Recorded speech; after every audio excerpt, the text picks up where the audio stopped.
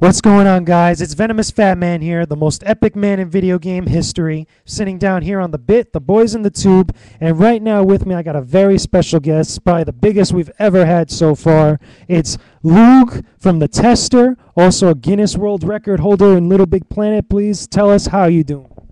Hey, what's up? I'm doing good.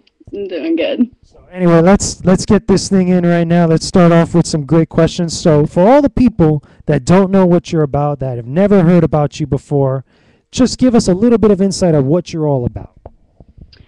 Well, I'm a video game player. I love playing video games. Been playing them since I was a young kid. Went through all like the N64s, the Segas, PlayStation, and been loving it ever since. To catch you up on things now, I was on PlayStation's first ever reality show called The Tester. And then from The Tester, I went on to getting invited to participate in a Guinness World Record event for Little Big Planet 2, playing for 50 hours. So pretty much my life is revolved around gaming right now. That's awesome. 50 hours, people. That must have been so crazy. But at the end of it, did you feel a huge sense of relief? Oh, absolutely. A huge sense of relief. It was like weight lifted off my shoulders, show me where the bed is and my pillow, and let me go to sleep. It's safe to say that you didn't want to play Little Big Planet 2 after that, did you?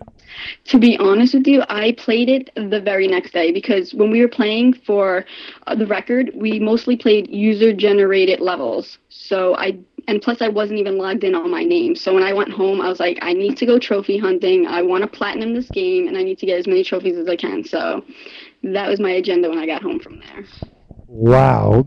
Dedication to a game, hands down. But And guess what? I have one more trophy to go for my platinum. So it's going to take me a while, but I'm going to do it. oh, good luck on that one. We hope you get it. But let's go all the way back to the beginning, like you were just mentioning before, about, kind of your origins and your kind of introduction into gaming. What was really the first video game console, the first video game, I should say, software-wise, that you actually played and actually kind of the spark that lit the fire that this is something that you're going to be exposed to for a while? Yeah, so it would definitely be my father brought home an Atari one day. I must have been 3 or 4 years old, and I remember getting my hands on it and just playing it. And I mean, my parents have pictures of it. Like, I would just like wake up and want to play video games. And I had 2 older brothers, so it was funny to see like the younger sister like fighting with the boys for the controller to play video games. And then from there, like we also had like pinball machines in our house. Like it was like our house was like a fun zone. There was just so many games and things to do. And from a very young age, I was just always competitive. No matter what I did, I was involved in sports like bowling or ballet or soccer and basketball, and I just always wanted to win. So when I would, play video games, I was so much into the competition. I was like trying to get my brothers to play with me, and I'd be like, come on, let's play, just to like try and beat them, because I was really competitive when I was younger, and games was like my outlet to get all that done. That's awesome. Since you've been gaming for so long, did you ever actually go out into the arcade scene? Like, did you ever go out to, let's say, like a pizza place or something where they had arcade machines of games there and maybe play with your friends and stuff? Oh yeah, absolutely. In like junior high school, I used to be in a play, and after play rehearsal, we would always go to this pizzeria right down the block, and we would get a slice of pizza and a soda. And I remember I would go there with like $5, and I spent $2 for the slice of pizza and the soda, and then my other $3 I just used for quarters in gaming like all night until I lost all my money, and then I would go home. That sounds like a hell of a night. But It was fun. oh man, that sounds great. But anyway, moving on to that, you still didn't say pretty much what was exactly your very first game that you really kind of got into. It would be on the Atari. I think it was called like Block Breaker, with just like the block goes back and forth, like something that you can play on your phone now. Like that's how far technology has come. But it was like my favorite game I remember was Block Breaker. I'd just be like sitting there and trying to break all the blocks with the little ball hitting off of the little pad, and it was just fun. It was like, oh, I can do it faster than you. I could do it better than you. That's cool. But moving on from that, going a little bit more forward in time, when was it where you first kind of really got exposed to like a game company like Sony, and the PlayStation or PlayStation 1 or PlayStation 2, whichever one, you came into contact with first? Well, my brother, since my brother's older than me, they bought like all the gaming consoles because they were the ones that wanted to have the gaming consoles, so they bought it, and I would always be in their room.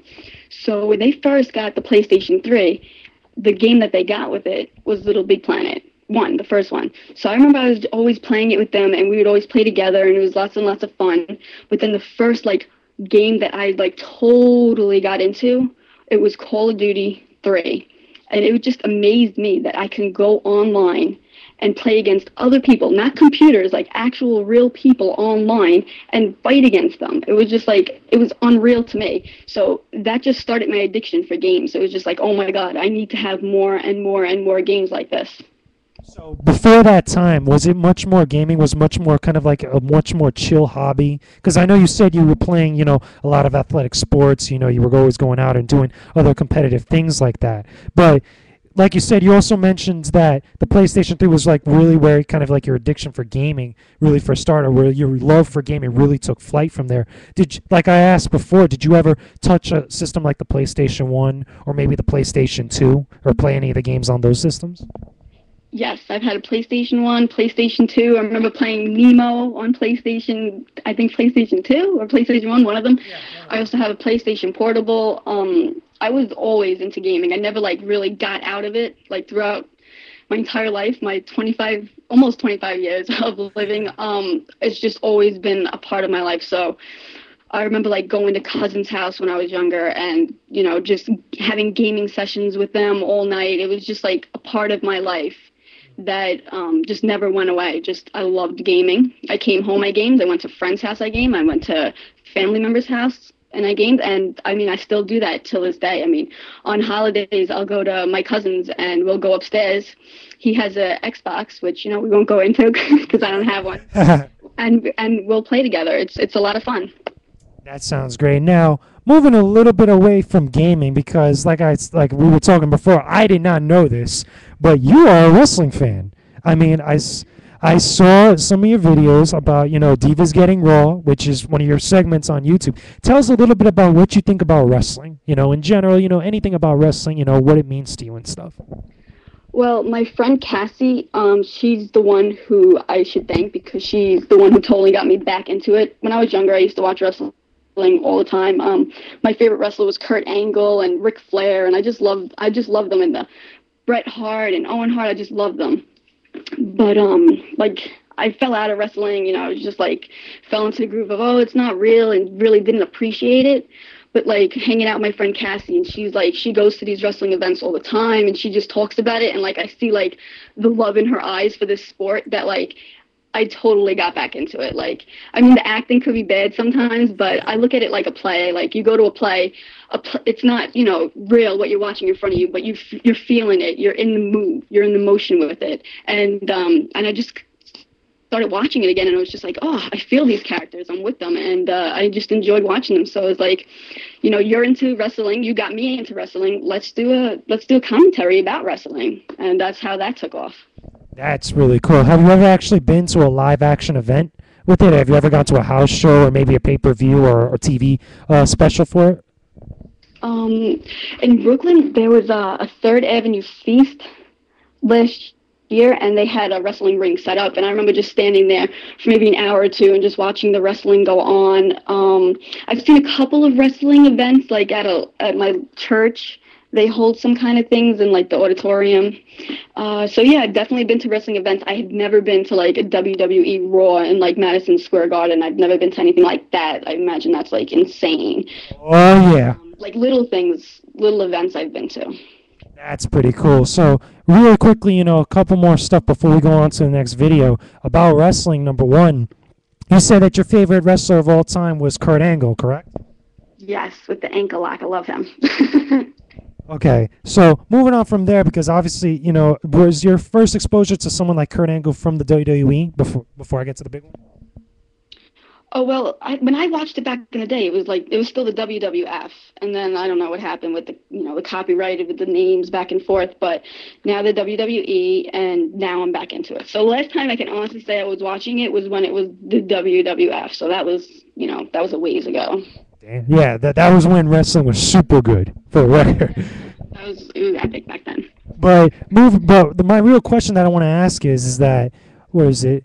Now currently what's going on with wrestling and everything, are you necessarily happy with what's going on as far as like what the WWE, for example, is doing? Or, for example, like one of the biggest things that's going on in wrestling now, TNA, that they just had a pay-per-view that everybody's talking about, So what are some of the things that are both good and bad, at least to you, with wrestling going on right now?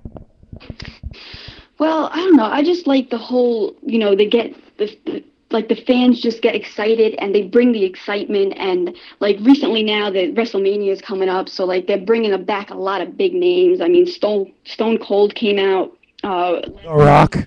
The Rock is hosting it. I mean, they're just bringing these big names back, and I think they're doing it for the fans because they need to do something for the fans. We're there to support them and everything, but like Jim Ross said last week, he's like, the fans are the voice of Raw.